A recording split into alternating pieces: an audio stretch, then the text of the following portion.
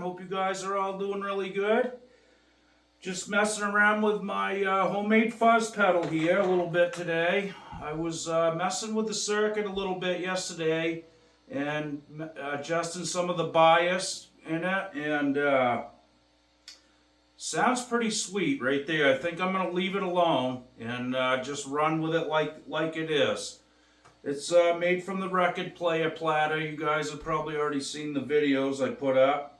All vintage stuff in there, old, old caps, transistors, the whole thing. It was salvaged from an old, like a clock radio. So, all the caps are like the old silver Russian, caps, electrolytics and stuff in there. Really nice old stuff. The diodes came out of there as well. I'm not sure what they are, honestly. I did test them and I wrote down all the values. So anyway, it's pretty cool. Sometimes you'll get you may get multiple notes like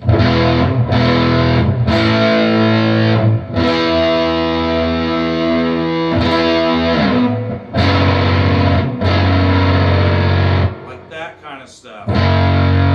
Instead of just getting that power chord, sometimes it doesn't know what to do with two notes sometimes.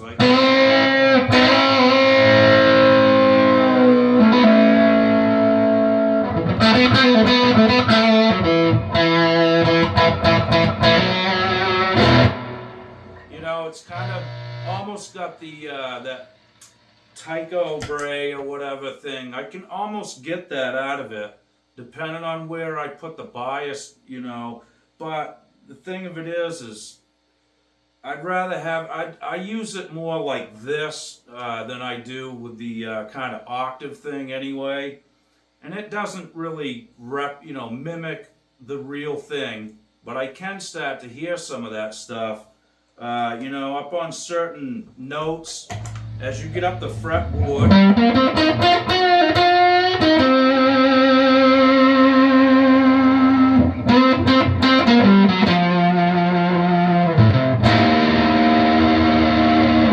That's just funky, that stuff. It's really fun to play with, though. And the other thing that's cool about it, let me turn it back on. I roll the volume down on my guitar just a little bit.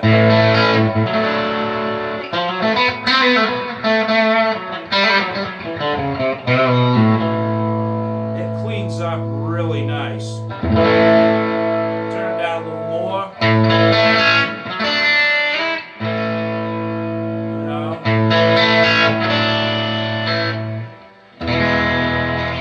So it is kind of handy that way. You can still kind of play, some rhythmic parts and, just dime it when you need the dirt,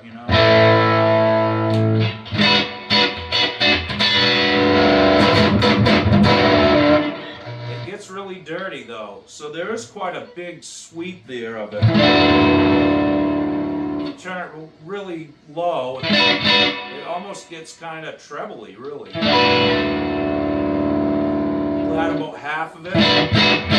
Starts to thicken up pretty good. Then it just gets dirty and almost woman tone-esque,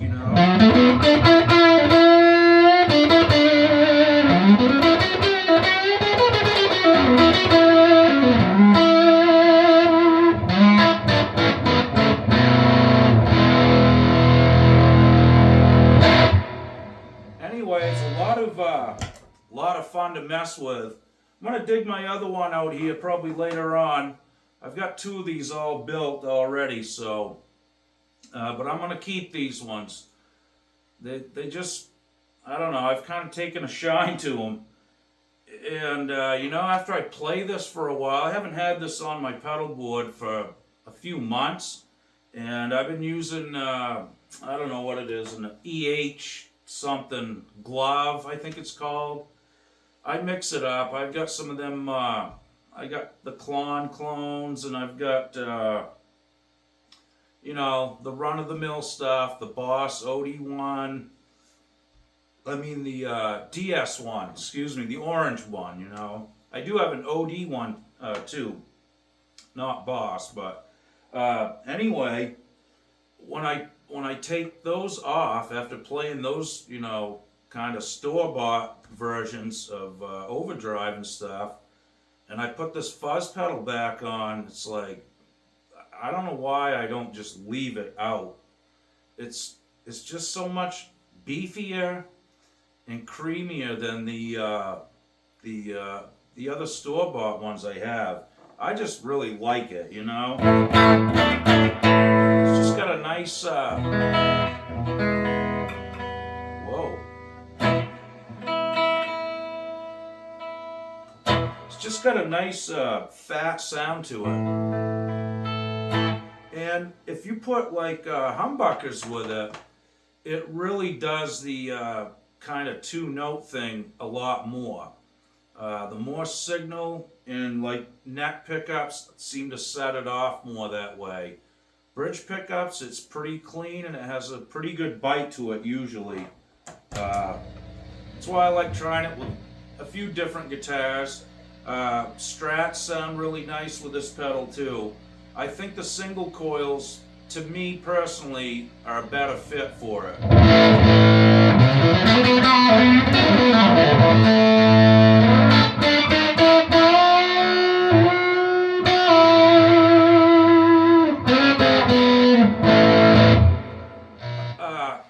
The reason why, I think, is because of the first capacitor that it hits, that the signal hits, is a higher microfarad value. I think it's 100 microfarad. It might even be a little thicker than that. And you know, the bigger the number, the more treble it's going to cut off, and it's going to have more bass. Okay, and it's going to get cloudier. The lower the number on your capacitor in microfarads makes it more trebly. So it kind of sends some of that bass frequency to ground, and the higher value ones do the same thing, just reverse order. So, you know, it's a lot of fun to experiment with this stuff. You can really make pedals just for humbucker guitars, and you can make pedals that are just for single coil guitars.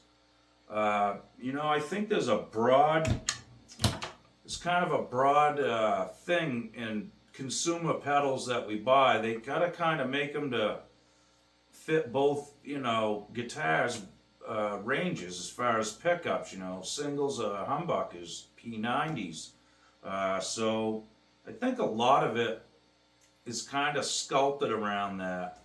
And, you know, I got familiar with what they use for values, you know, for caps, for, you know, the tone and stuff in the pedals. And I started to experiment a little bit more with it myself and change the values. I did it right, you know, with a guitar hanging around me, right on the bench, plugged into a breadboard, play it, pull the cap out, put a different value cap in. I'd wear headphones so I could really hear it. And it's just amazing what those can do. Now, in some circuits, it really doesn't change it a lot. And it's circuit to circuit, okay? So it's not just going to work in every circuit. Don't get me wrong and, you know, take me word for word like that. But, you know, as far as sculpting tones for single coils and humbuckers, you know, I haven't really heard of anybody doing it, so it's something that I'm going to experiment with more a little bit, I think, just for my own purposes. I'm not going into business or anything, but you never know. If I get a good circuit and I demo it, I get a few built, I may offer a few up for sale for you guys if you're interested. They may not be all record player ones, but I mean, I've stuck circuits and all kinds of cool stuff. Yeah, I think I have the clock radio pedal over there somewhere, the one that I actually took the circuit out of to make this fuzz pedal. Anyway, I put another circuit back in it, And it's a clock radio with a, let me see if it's right here. Hold on.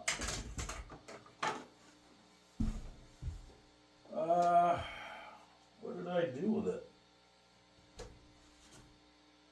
Well, I said I had one. Let me see, folks. I lose more stuff in this place. It's here somewhere. I just saw it yesterday. I just don't know. Oh, here it is. Sorry about that, guys. I get lost up here some days. So, this was a clock radio, right? So I put a,